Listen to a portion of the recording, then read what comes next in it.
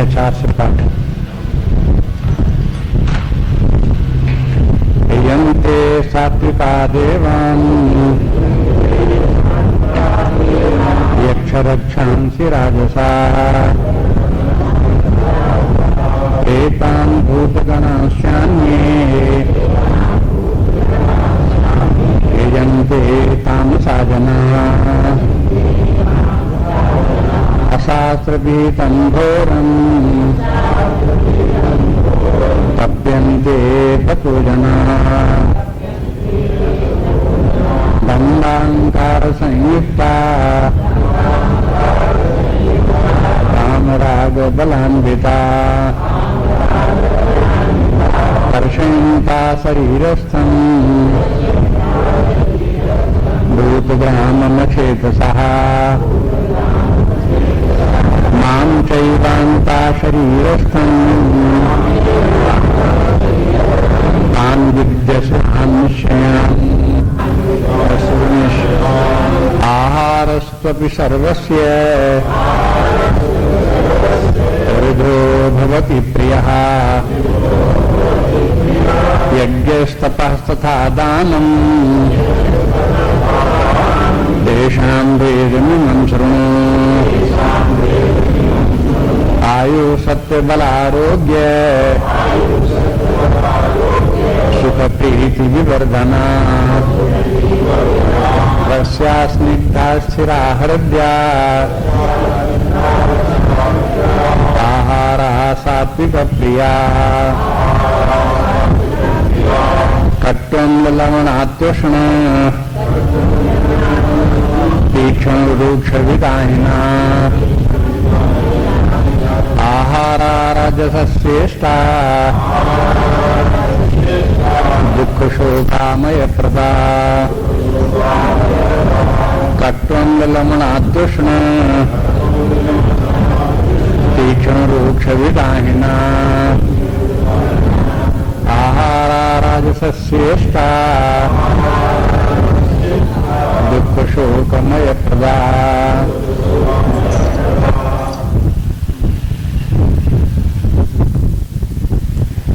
याद रखें कि इस अध्याय में मुख्य विचार का विषय श्रद्धा है।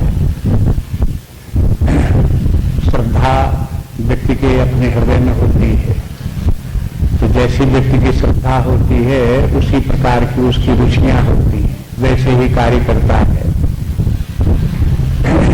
तो श्रद्धा को ध्यान में रख करके देखें, भगवान ने बताया श्रद्धा 3 प्रकार की, एक सात्विक, राजस और एक तामस, ये 3 प्रकार की श्रद्धाएं हैं। फिर जिन व्यक्ति के मन में सात्विक श्रद्धा होगी उसको किस प्रकार का वो व्यवहार करेगा, कैसा जीवन जिएगा, ये सब लक्षण भगवान बता रहे हैं।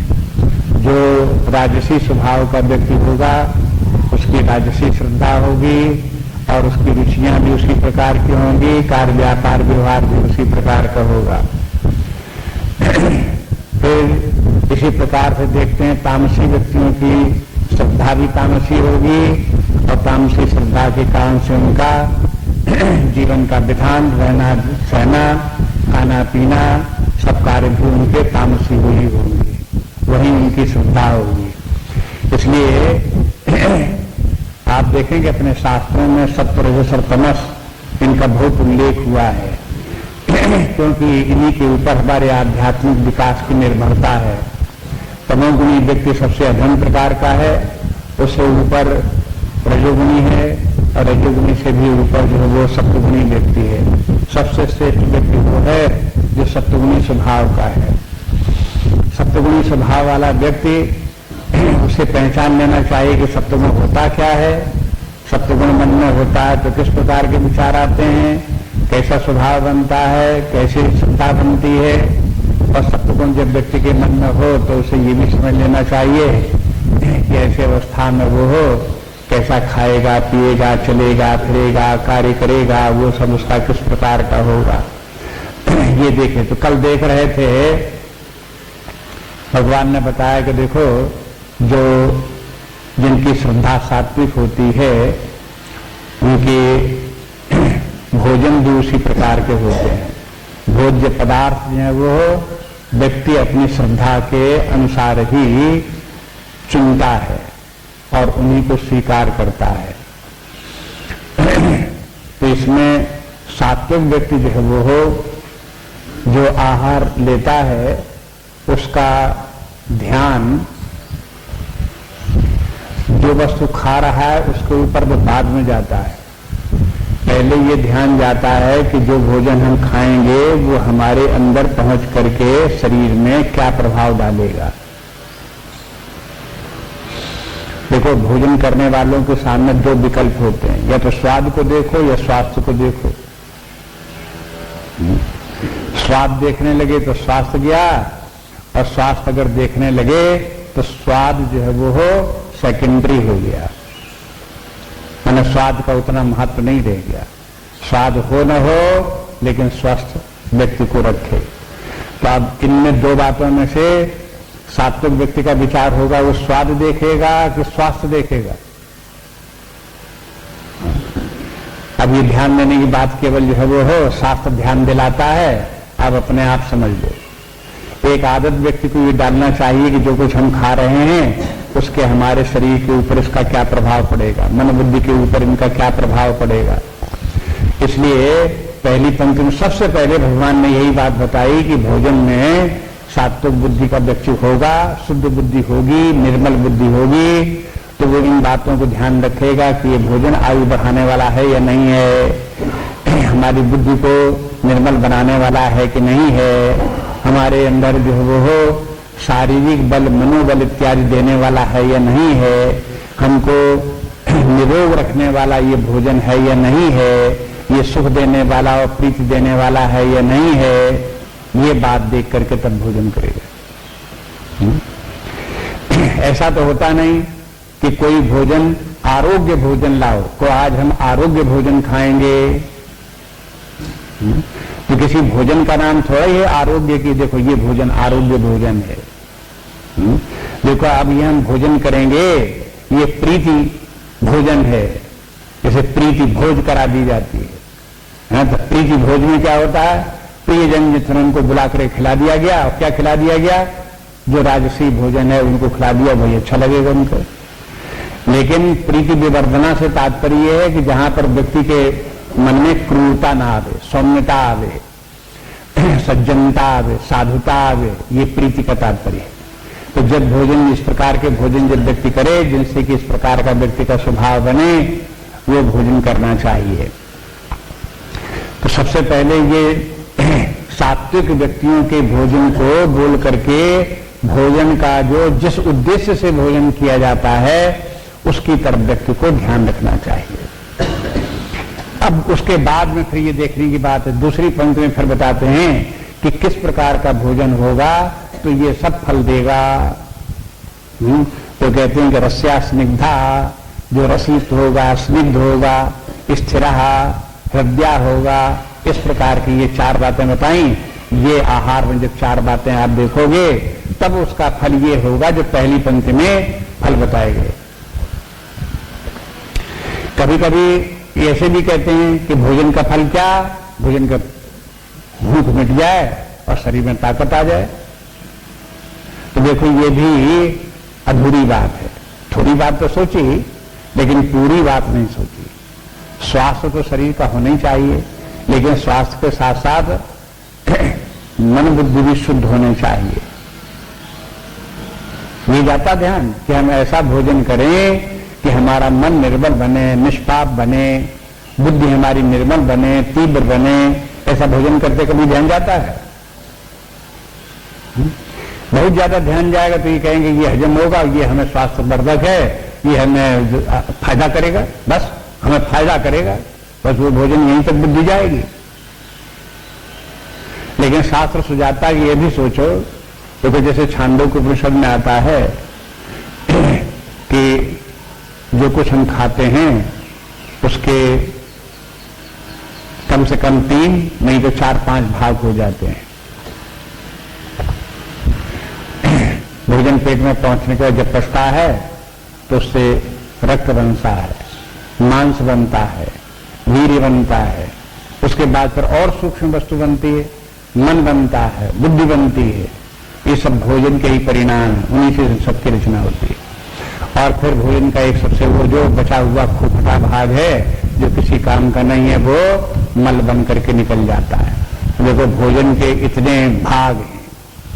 अब वो भोजन एक विशेष होगा विशेष प्रकार का, तो उसका प्रभाव वहां तक पहुंचेगा। कौन रक्त बना रहा है, कौन मांस बना रहा है, कौन मन बुद्धि को बना रहा है, कौन कहां तक पहुंचा रहा है, ये भोजन की सामर्थ्य के ऊपर निर्भर करेगा।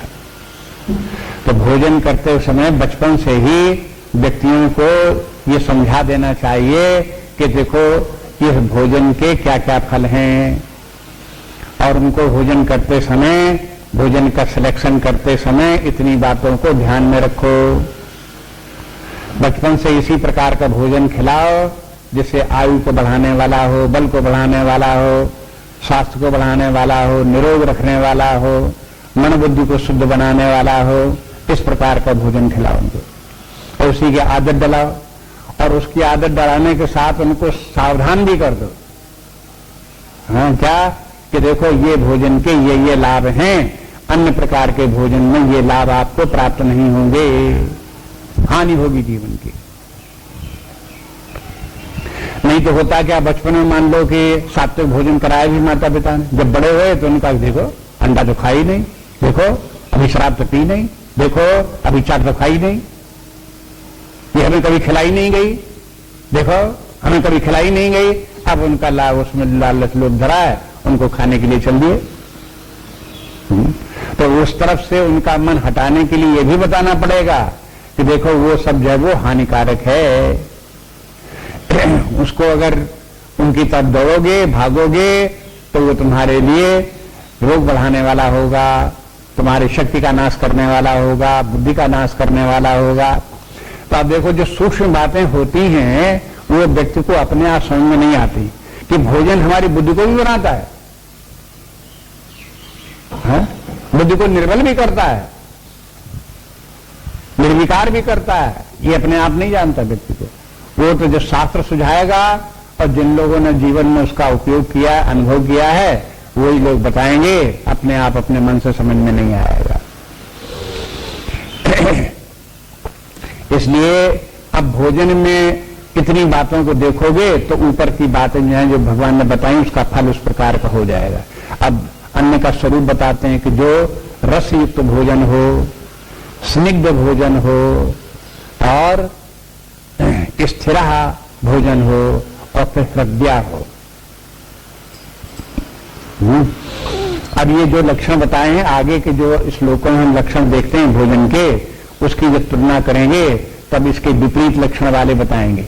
राजसी स्वभाव में इसके विपरीत लक्षण वाले भोजन मिलेंगे, तामसी स्वभाव वाले व्यक्ति में ये विपरीत लक्षण इस प्रकार के मिलेंगे, ये लक्षण उसमें नहीं मिलेंगे। रस्या के माने है रसयुक्त भोजन, सरस भोजन।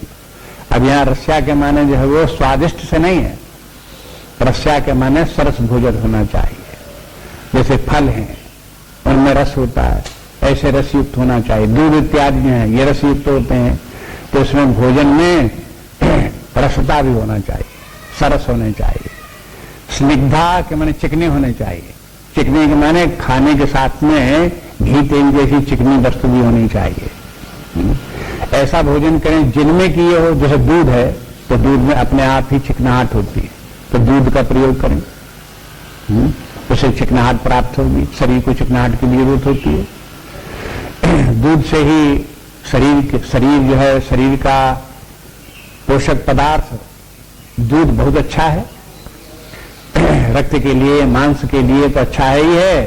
दूध जो है फिर और अच्छा दूध हुआ, माने गाय इत्यादि का दूध हुआ, तो फिर वो बुद्धि को भी बढ़ाने वाला है।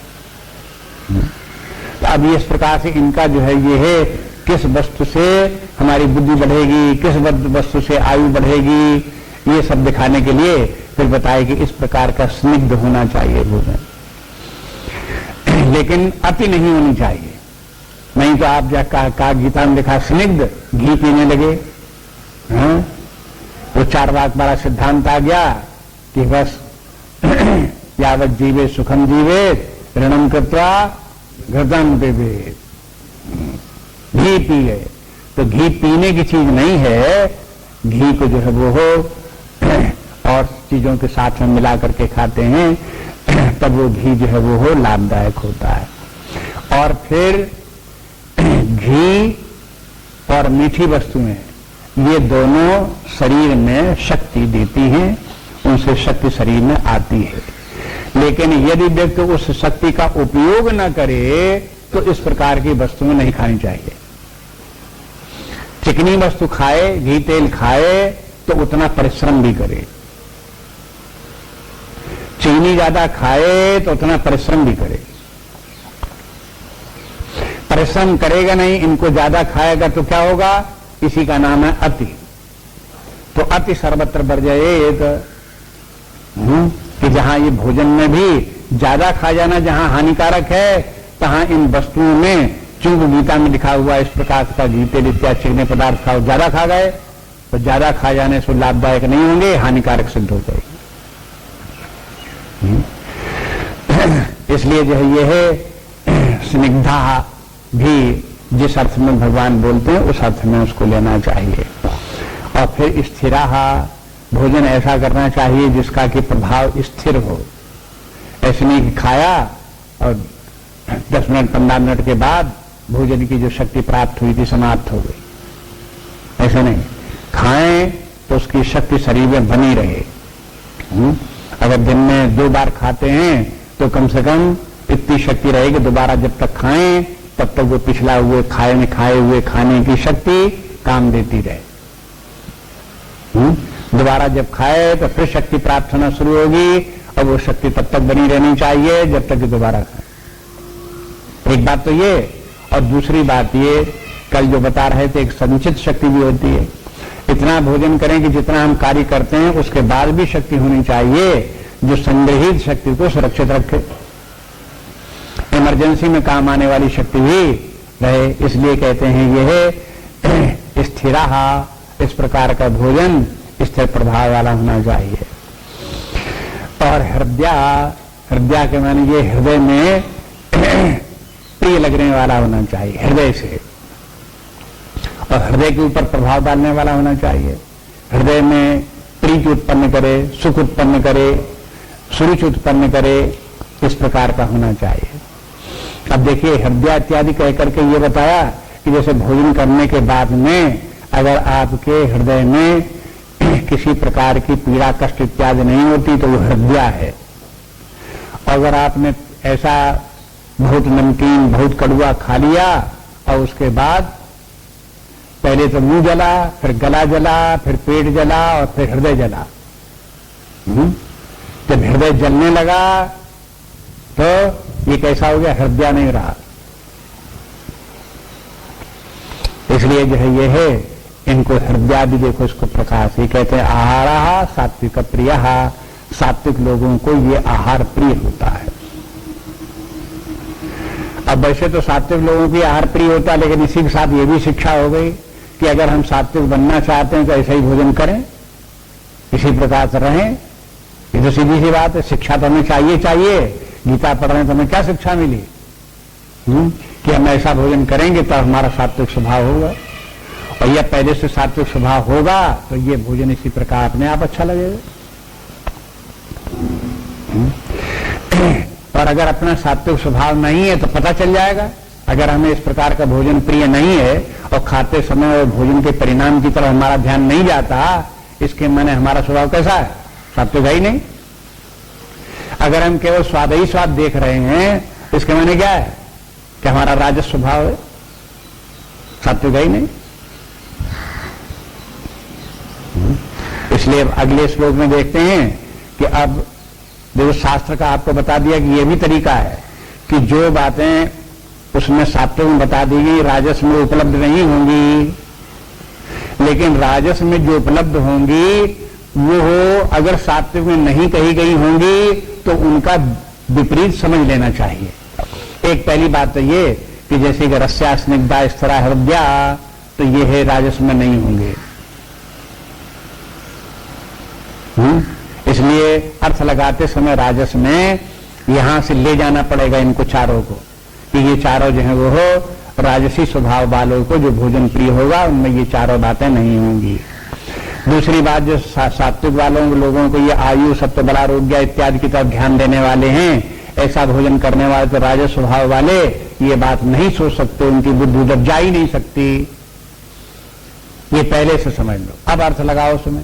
होगा क्या फिर? राजस स्वभाव वाले व्यक्तियों को कट्व, कड़ू, अम्ल, नमकीन, लवण, नमकीन, अति उष्ण, ज्यादा गर्म और तीक्ष्ण, तीक्ष्ण जैसे कड़वा इत्यादि बहुत तीक्ष्ण, और रूक्ष माने रूखा, और विदाहिना माने जलन पैदा करने वाला आहार। इस प्रकार का जो आहार है राजसस इष्टा, राजसी लोगों को ऐसा भोजन प्रिय होगा। इष्टा के माने इष्ट होगा, इष्ट होगा के माने वही खाना चाहेंगे, वही प्रिय लगेगा। इष्ट शब्द भी यहां प्रिय के अर्थ में आया। श्रद्धा कहीं विशेष स्थान में प्रियता लाती है। जब श्रद्धा होगी, कैसे भोजन में श्रद्धा है? जिस भोजन में प्रियता है वही उसकी श्रद्धा है। इसलिए श्रद्धा के स्थान पर प्रियता शब्द का प्रयोग करते रहे। यहां पर प्रियता के स्थान में इष्ट शब्द का प्रयोग कर दिया।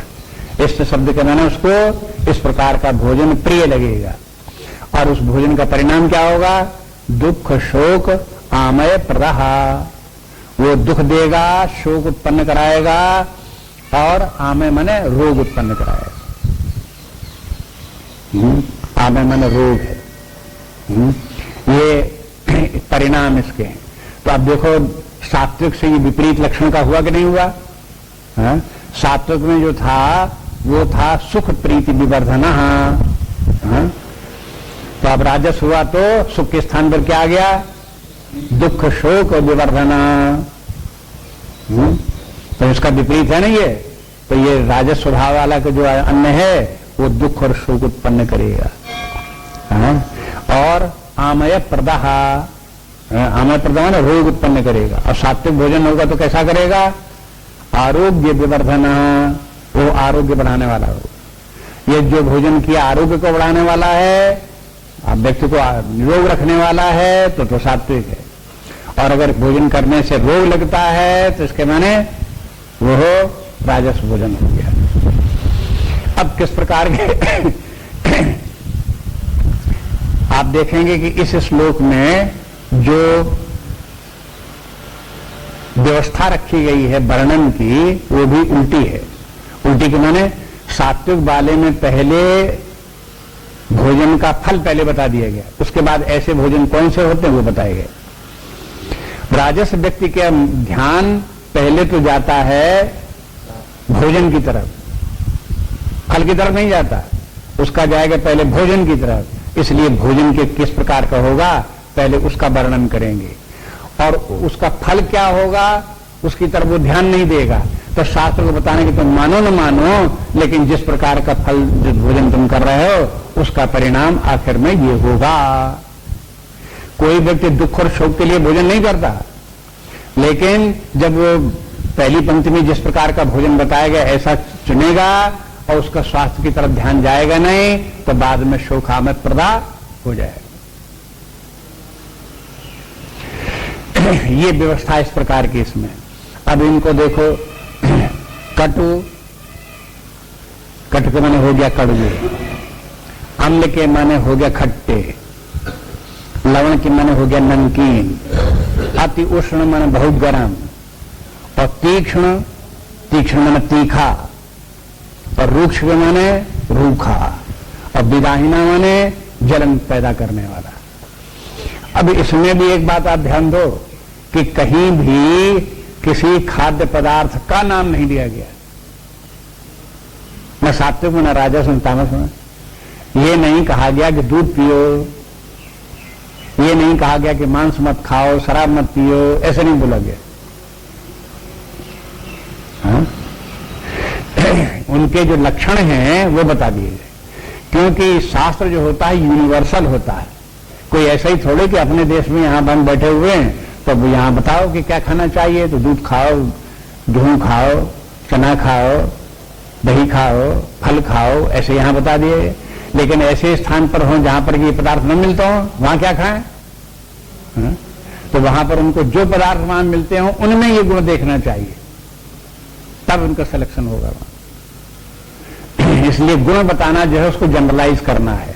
इसलिए इस प्रकार से जैसे भोजन में यदि नमक ज्यादा है, खट्टापन ज्यादा है, कड़ुआपन ज्यादा है, ये सब। अब इसमें जैसे कड़ुआ भोजन, कड़ुए भोजन में लाल मिर्च डाल करके खूब कड़ू बना करके सब्जी कड़ू बनाई गई। हाँ? तो जब जितना ही ज्यादा कड़ू हो राजसी स्वभाव को उतना ही अधिक प्रिय होता है, और फिर उनको उसका अभ्यास भी पड़ जाता है।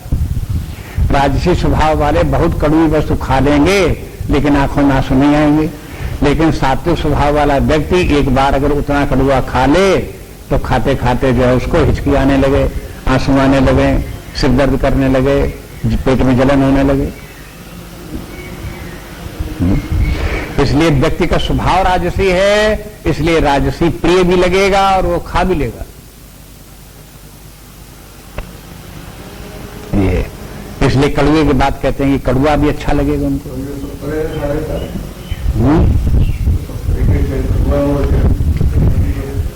कड़ुआ हो गया और कड़ुए के बाद अम्ल हो गया। अम्ल के माने खट्टा, ज्यादा खट्टा पदार्थ। वैसे तो रस में कई तरह के स्वाद होते हैं, खट्टा, मीठा, चरपड़ा, सभी प्रकार के 6 प्रकार के व्यंजन कहलाते हैं। तो उसकी बात नहीं कहते, 6 प्रकार में सबके स्वाद जो है वो उसमें रहेंगे। सब कोई भी स्वाद हो सकते हैं, खट्टे पदार्थ भी खाए जा सकते हैं, लेकिन यहां पर जो है ये है इतना खट्टा कि बहुत अधिक खट्टा, इतना खट्टा हो कि गले में लकीर बन जाए, पेट में पहुंच करके पेट को काट दे। देखो जैसे छिरका है, हाँ? आपको छिरका एक कटोरी पिला दिया जाए तो क्या दशा हो?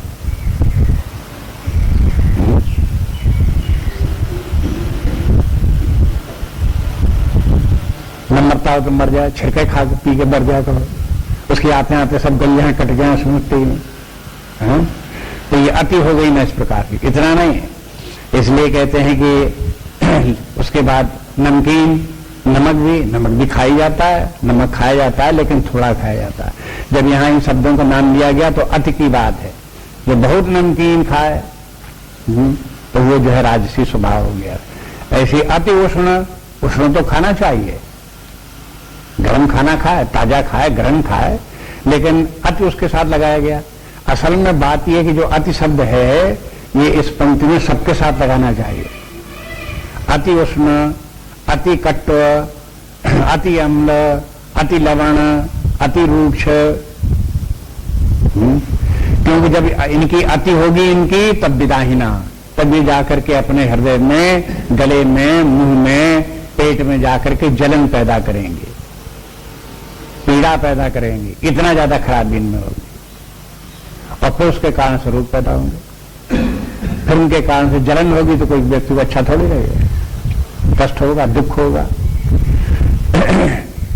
जिस समय व्यक्ति इस प्रकार का कड़वा इत्यादि, खट्टा इत्यादि खा रहा होता है और उसके मुंह में जलन हो रही होती है और उसके आंखों में आंसू आ रहे होते हैं, उस समय तो ये कहा गया कि उसको वो अन्न खा तो रहा है लेकिन उसको दुख दे रहा है।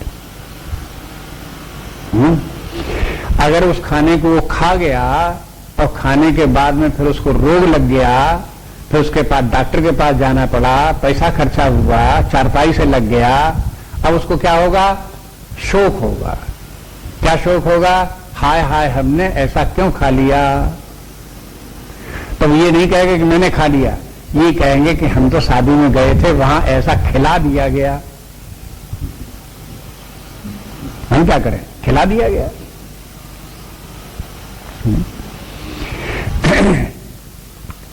ये सब बहाने की बात है, चूंकि अच्छा लगा इसलिए तो हम खा गए वहां। नहीं तो शादी में बहुत से लोग जाते हैं जहां पर इस प्रकार के नमकीन, खट्टे, मीठे बहुत स्वादिष्ट पदार्थ बनाए जाते हैं। लोग या तो खाते नहीं, खाते हैं तो जरा जरा सा चीख लिया, बस लोगों को दिखाने के लिए खा लिया कि हमने खा लिया, खाते नहीं अब। इस प्रकार से ये है, इनसे बचना चाहिए रजोगुणी स्वभाव के।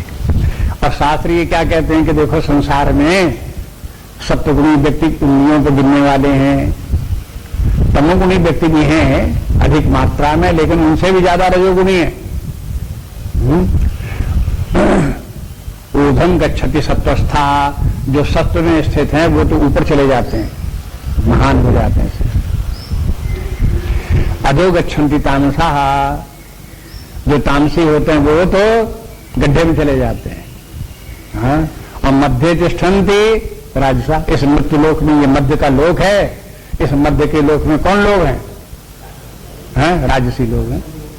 ज्यादातर आप देखोगे, कहोगे कि दुनिया में देखा तो यही जाता है कि खट्टा मीठा यही बढ़िया लगता है, और सब लोग खाते तो यही हैं, सब लोग मांगते तो यही हैं, और नहीं खिलाया जाएगा, नहीं खाया जाएगा तो कैसे काम चलेगा, और वो तो सब लोग नाराज होंगे, सब लोगों को तो होगा।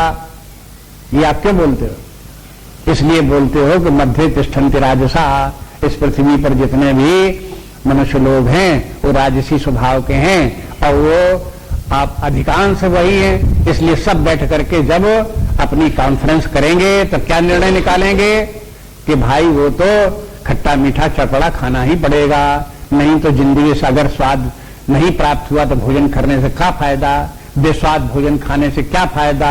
तो दूसरे क्या कहेगा? हाँ बिल्कुल ठीक कहते हो, स्वाद तो कुछ होनी चाहिए भोजन में। स्वाद कैसे होगा? कुछ नमक मिर्चा, कुछ मसाला असाला कुछ पड़ा होना चाहिए, तब तो होगा, नहीं तो कैसे होगा। फिर तीसरा क्या कहेगा? चौथा क्या कहेगा? उसी सदन में हाँ मिलाते चले जाएंगे। हाँ 100 व्यक्तियों की कॉन्फ्रेंस आप कर लो, 100 का निर्णय यही निकलेगा कि राजसी भोजन होना चाहिए, स्वादिष्ट भोजन होना चाहिए। ये नहीं कहेंगे कि बैठ करके निश्चय करें कि ऐसा भोजन मिलना चाहिए जो हमारा स्वास्थ्य को बढ़ाने वाला हो, हमारी बुद्धि को बढ़ाने वाला हो, ये नहीं बोलेंगे। ये रजोगुणी स्वभाव के व्यक्तियों का लक्षण इस प्रकार है। अब देखो अगले श्लोक में भगवान तामसी व्यक्ति की बताते हैं। यातयामं गतरसं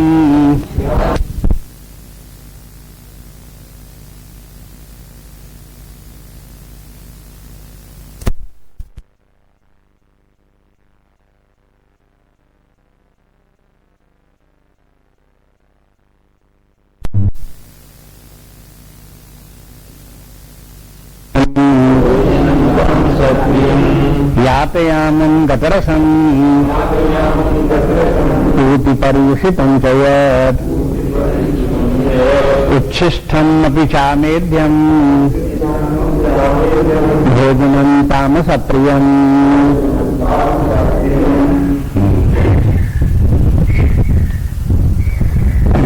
यातयामं, देखो यातयाम के माने है अधपका या कच्चा।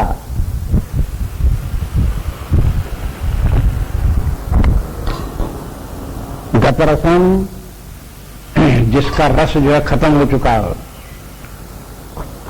पूति, अपवित्र, सड़ा गला। पर्युषितम, पर्युषितम के माने है बासी, चयत। ये 4 लक्षण बताए।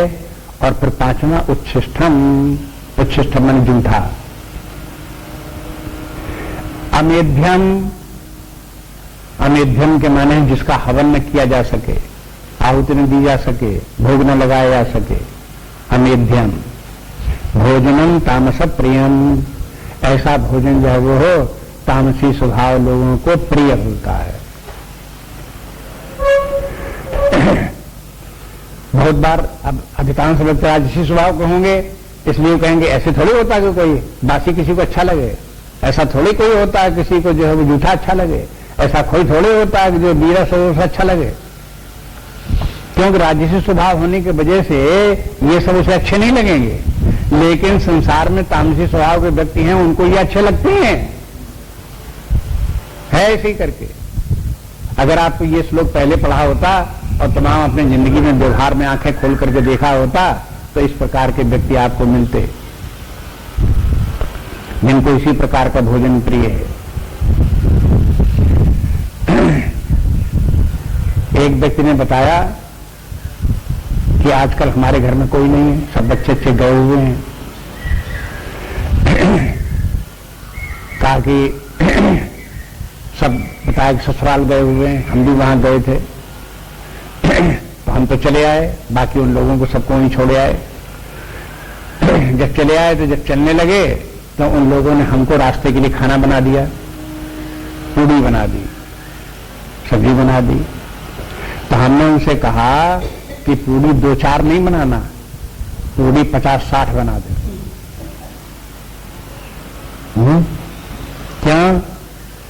क्या वहां जाके बांटोगे सबको? कहे कि हम इसलिए इतनी पूड़ियां बनवा लाए कि अब हम उनको अपने यहां रखे हुए सुखा करके, और रोज वही पूड़ियां जो है वो हम खाते हैं। अब जबकि वो पूड़ियां जो है बासी हो गई तो बहुत अच्छी लगती हैं। आप देखोगे कि इस प्रकार के भी टेस्ट के लोग हैं। ताजी पूड़ी उतनी अच्छी नहीं लगती जितनी की बासी अच्छी लगती, और कभी कभी बासी पूड़ी अच्छी भी लगती है। चलो एक दिन की बस बासी, दूसरे दिन की बासी खा लो, कहां तक, क्योंकि वो पकाई हुई, घी में पकाई हुई, इसलिए दूसरे दिन तक बासी ज्यादा नहीं होती है, लेकिन भुरभुरी हो जाती है। उसको मिसो, दूध में डालो, देखो, खाओ, बहुत अच्छी लगेगी। लेकिन अगर उस प्रकार की आप बासी करते चला जाओ, तीसरे दिन हो गई, चौथे दिन हो गई, पांचवें दिन हो गई, तो हद हो गई। अब इस प्रकार से फिर भी उसको प्रिय लगती है, तो तामसी स्वभाव का।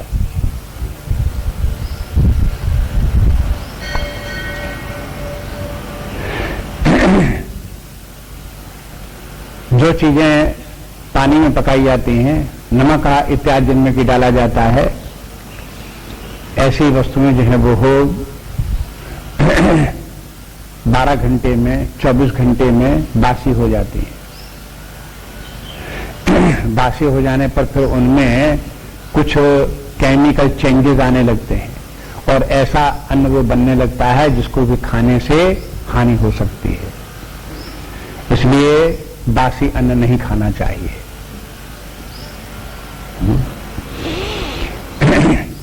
लेकिन हर व्यक्ति के बासी पन्नन अपना अपना समय है।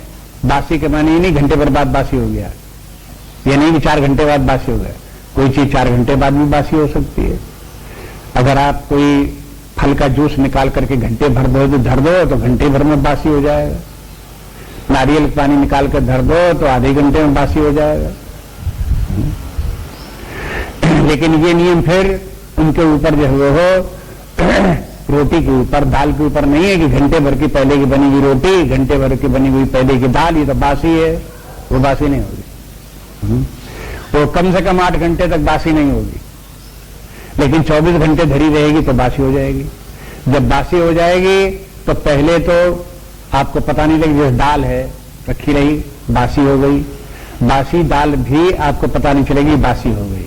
कब पता चलेगी? जब ज्यादा बासी हो जाएगी तब आपको पता चलेगी कि इसमें तो खटास आ गई है, इसका तो स्वाद बिगड़ गया है।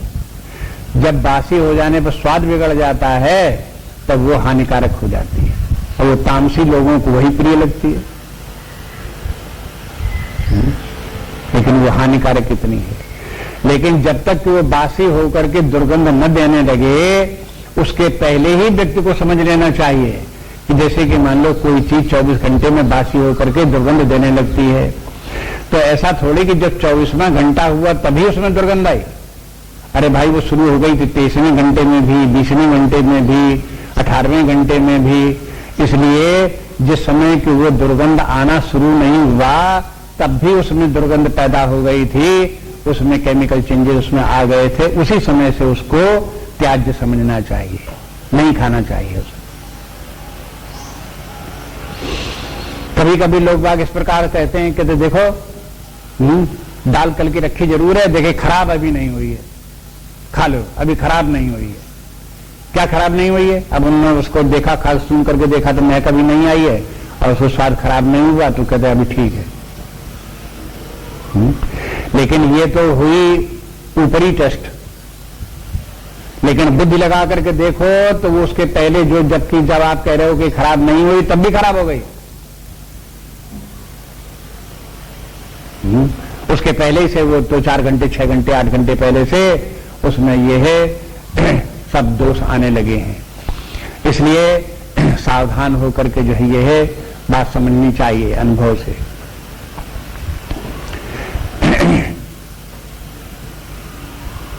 एक व्यक्ति के घर में स्टोर हाउस में तमाम चूहे हो गए थे। चूहे बड़े परेशान करते थे, सब गोरे वोरे काट दें, सामान वामान खराब कर दें, ये सब कर दें। तो क्या युक्ति सोची गई कि चूहे मारने वाली दवा लेकर के डालो, और चूहे वाले मारने वाली दवा जहरीली होती है, और वो दवा डाली जाती है उसकी गंध भी होती है। तो वो चूहे या तो उसको दवा खा लेंगे तो मर जाएंगे, नहीं तो दुर्गंध के कारण भाग जाएंगे। तो उपाय तो सोचा गया और करने वाले लोगों ने करने का प्रयास भी किया, लेकिन एक व्यक्ति घर में ऐसा था जिसने कहा मां ऐसे मत करना, चूहों को मारने वाली दवा वहां मत डालना। ठीक क्यों? हम कहा कि इसलिए नहीं कि हमें चूहे बहुत प्रिय हैं, हम इसलिए बता रहे हैं कि यदि उसमें आप चूहे मारने वाली दवा डालोगे और वहां कमरे में खाद्य पदार्थ रखे रहते हैं तो वो दवा का असर उन खाद्य पदार्थों के ऊपर भी पड़ेगा, इसलिए वो दवा उसमें मत ले जाओ। और उपाय करो, जाली आदि पकड़ो, चूहों को निकाल ले जाओ, कुछ करो, लेकिन वो दवा वहां मत डालो। अब देखो विचार देखो व्यक्ति का।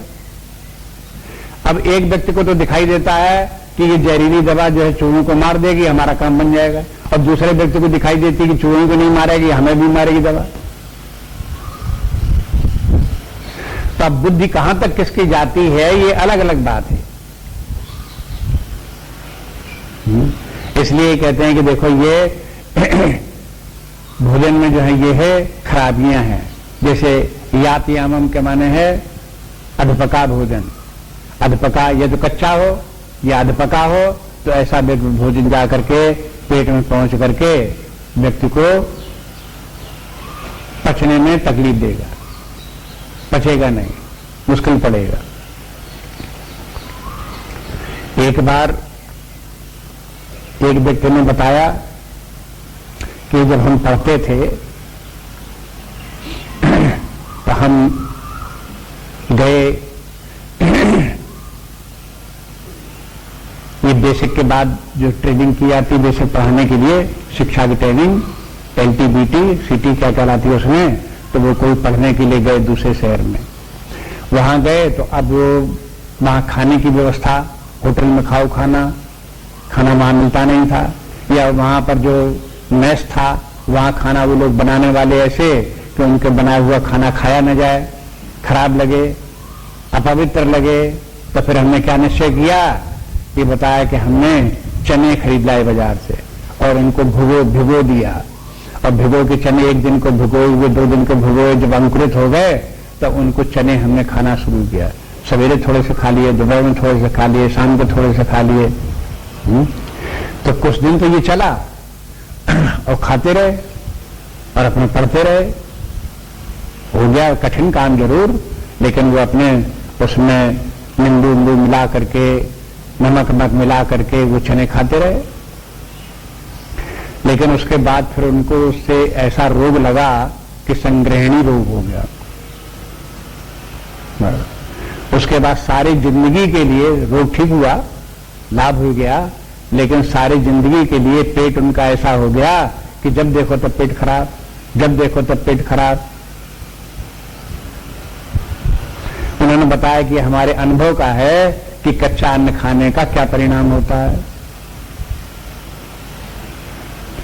वही भगवान बता रहे कि देखो ये तामसी लोगों को इस प्रकार का प्रिय होता है, यातयामम कच्चा मत खाओ। जो पका के खाने वाला वो पका करके चीज खाई जाएगी, जो कच्ची खाने वाली चीज कच्ची खाई जाएगी। लेकिन पका के खाई जाने वाली चीज को कच्ची अगर खाओगे तो पेट उसको हजम नहीं कर पाएगा, तो हानिकारक होगा। इसलिए यातयामम और गतरसम, जैसे चावल भी कभी कभी कुछ लोगों को अधपका अच्छा लगता है, ज्यादा पक जाए तो अच्छा नहीं लगता, उसको भी मना करता सास कि चावल भी पका हुआ चावल खाओ, अधपका नहीं होना चाहिए। अधपका चावल देखने में अच्छा लगता है, अलग अलग एक एक दाना रखा हुआ बड़ा अच्छा लग रहा है, लेकिन वो खाएंगे पेट में पहुंच करके नुकसान करेगा। देखने के मत उसमें चक्कर में रहो। इसलिए यातयामम गतरसम के माने नीरस। पहले भगवान ने बताया कि स्निग्धा रस वाला, रस्या स्निग्धा, उसके स्थान में यहां क्या आ गया, गतरसम, उसमें रस ही नहीं, इस प्रकार का भोजन हो गया। इसलिए गतरसम और पूति की पूत माने अपवित्र, अशुद्ध। पहले कह चुके हैं कि मध्यम, जिसका कि ऐसा भोजन जिसका कि भोग लगाया जा सके। ये तामसी भोजन का भोग नहीं लग सकता। रामकृष्ण परमहंस के पास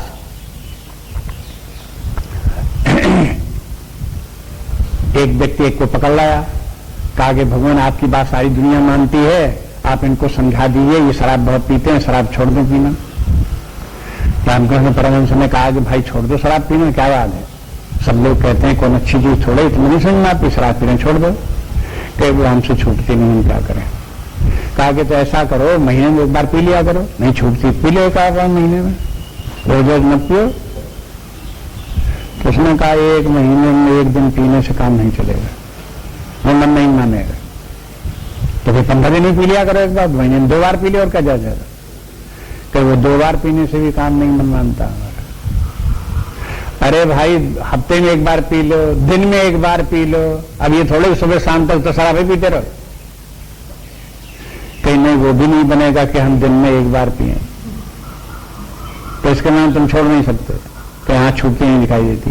अच्छा तो एक काम करो, जब तुम शराब पिया करो तो भगवान के सामने अपनी बोतल रख करके भोग लगा दिया करो, पी लिया करो। अब उसने सारी जिंदगी सुन रखा था कि शराब है, मांस है, ये भगवान को भोग नहीं लगाए जा सकते, इसलिए संस्कार तो ऐसे बने हुए थे। अब वो बोतल लेकर के बैठा पीने के लिए, भगवान का भोग लगाने के बैठा, तब भोग नहीं लगाते उन्हें। कहीं हम वचन तो दे आए उनके सामने कि हाँ भोग लगा करके हम पिएंगे, लेकिन भोग ही नहीं लगता। वो दोबारा जब उनसे मिला रामकृष्ण परमहंस से, तो 15 दिन बाद, महीने बाद, तो कहा कि तुम शराब भोग लगा के पीते हो नहीं?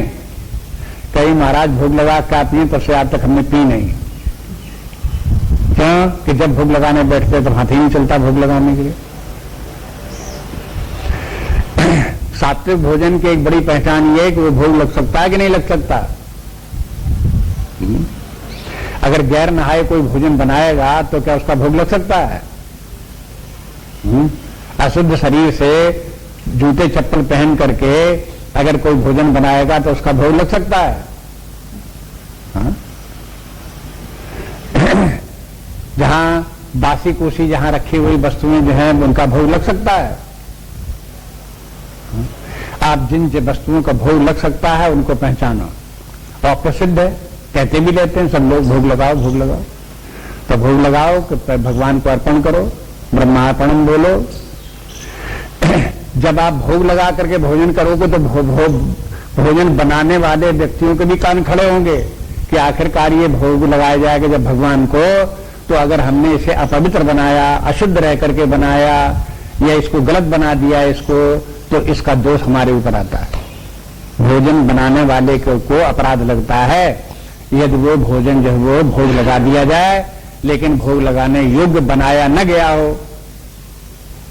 अब भोग लगाने वाले को तो पता नहीं क्या है, उसके सामने आया उसने भोग लगा दिया, तो बनाने वाले को पहले सावधान रहना चाहिए, आखिरकार ये भोग लगेगा, इसका क्या होगा, तो हमारा इसका जो पाप लगेगा, दोष लगेगा, वो हमको लगेगा। इसलिए बनाने वाले को भी सावधान रहना चाहिए। इसलिए भोजन के संबंध में बहुत बातें हैं, शास्त्रों में जगह जगह आती रहती हैं। यहां पर भी देखो, छांदोग्य उपनिषद में एक बात आती है, वो बहुत प्रसिद्ध है। आहार शुद्धि सत्व शुद्धा। आहार अगर शुद्ध होता है तो सत्व शुद्ध होता है।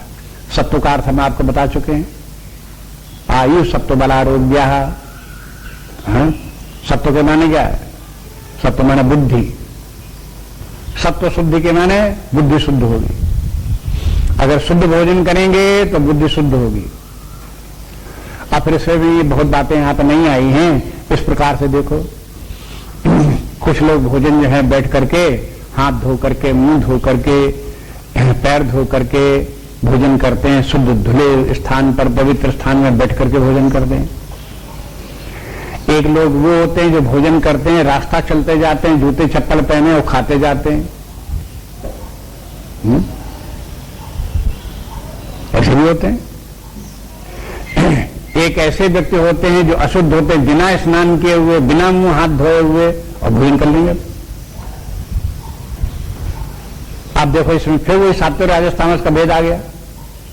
अगर तामसी होगा तो अशुद्धता में रहते हुए भी भोजन कर लेगा, राजसी होगा तो वो चलते फिरते भी भोजन कर लेगा, सात्विक होगा तब उसको नियम जैसे भोजन करना चाहिए उस प्रकार का नियम सात्विक व्यक्ति ही पालन करेगा।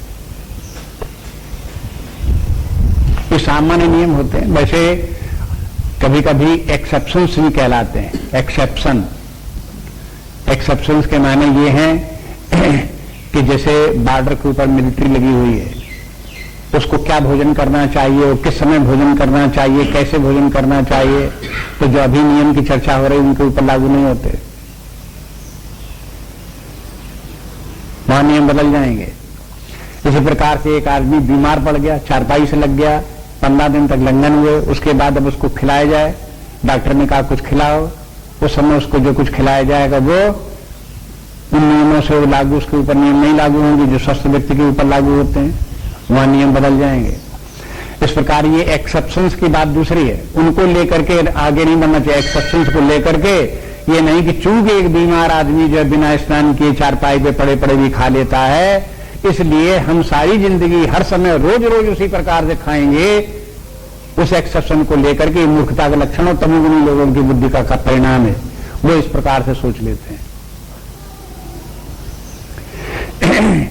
इसलिए जो है यह है सावधान रहना चाहिए कि जो भोजन के संबंध में भगवान ने बताई, यहां इस अध्याय में ये बात आई, बड़ी महत्वपूर्ण बात है। आगे देखिए, अफलाकांक्षी भिर्यज्ञो विधि दृष्टो युज्यते यस्तव्यम एवेति मना समाधाय स सात्विका। अफलाकांक्षी भिर्यज्ञो विधि दृष्टो युज्यते यस्तव्यम एवेति मनः समाधाय स सात्विका। अब वहां भगवान ने बताया था कि देखो हम 3 प्रकार के लक्षण बताएंगे कि सात्विक राजस तामस लोग कैसा भोजन करते हैं, कैसी यज्ञ करते हैं, कैसी तपस्या करते हैं और कैसे उनके दान होते हैं। तो भोजन की बात हो गई, तब उसके बाद यज्ञ का नंबर आ गया। अब देखो सात्विक व्यक्तियों का यज्ञ कैसा होता है, राजसों का यज्ञ कैसा हो, तामस यज्ञ कैसा होता है, ये देखो बता तो रहे हैं दूसरे प्रसंग में, लेकिन आपको उसको जो है वो हो ये ज्ञान हो जाएगा यज्ञ कैसे करनी चाहिए, कौन सी यज्ञ जो है करना उचित है, यज्ञ के नियम क्या हैं, ये सात्विक वाले मालूम हो जाएगा। और यज्ञ में क्या दोष आ जाते हैं वो राजस में आ जाएंगे, तामस में आ जाएंगे। इसलिए राजस तामस के जो यज्ञ के लक्षण हैं वो नहीं करने चाहिए, राजस के जो सात्विक के हैं उसी प्रकार से यज्ञ करनी चाहिए। और बस व्यक्ति के स्वभाव ऊपर निर्भर करता है, जिस प्रकार का व्यक्ति का स्वभाव वैसे यज्ञ करना उसे अच्छा भी लगे। सात्विक व्यक्ति होगा तब अफलाकांक्षी भी ही। अब यज्ञ करो लेकिन यज्ञ के फल की इच्छा मत रखो।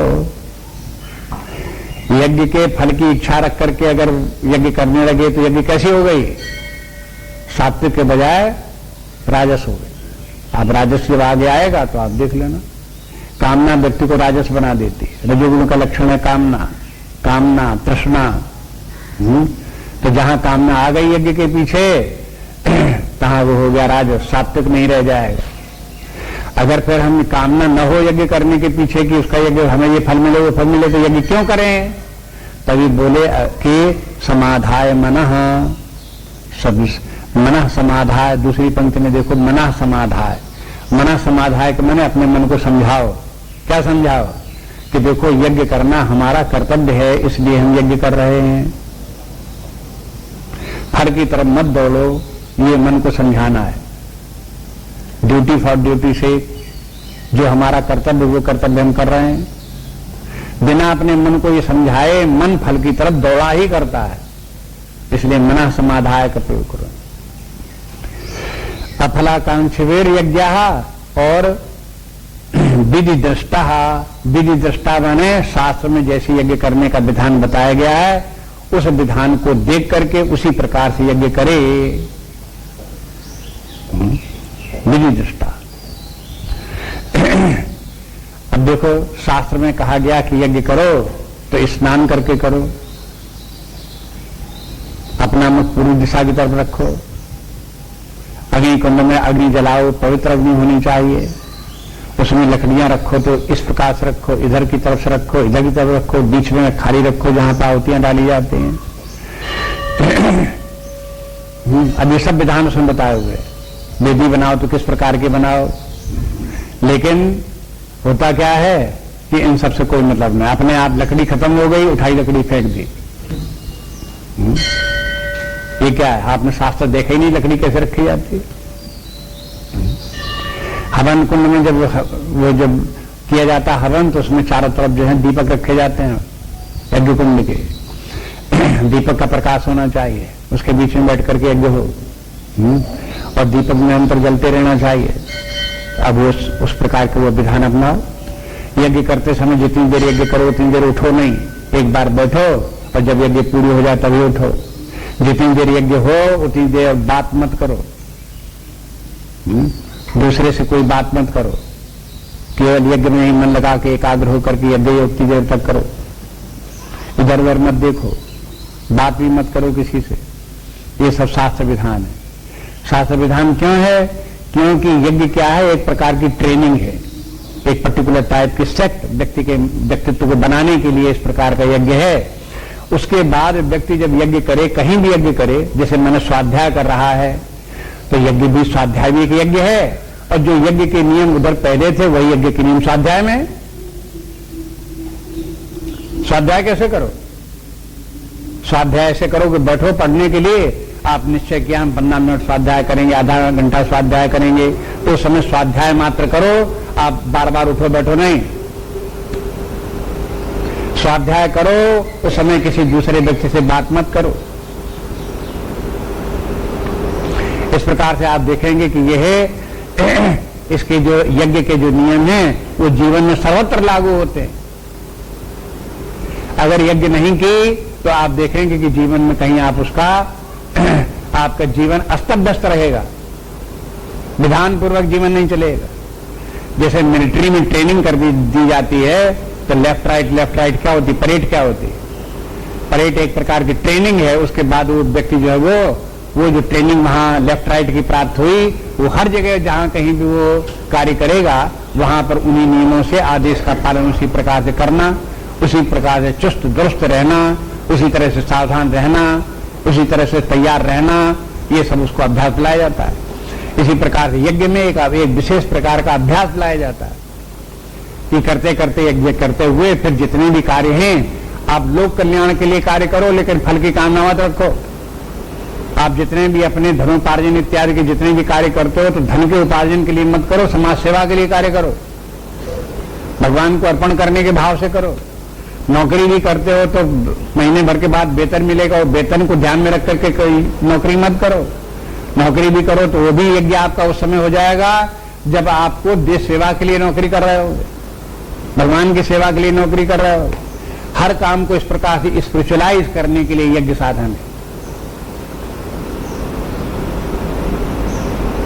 ये कहते हैं, इसलिए इस प्रकार से आप करो।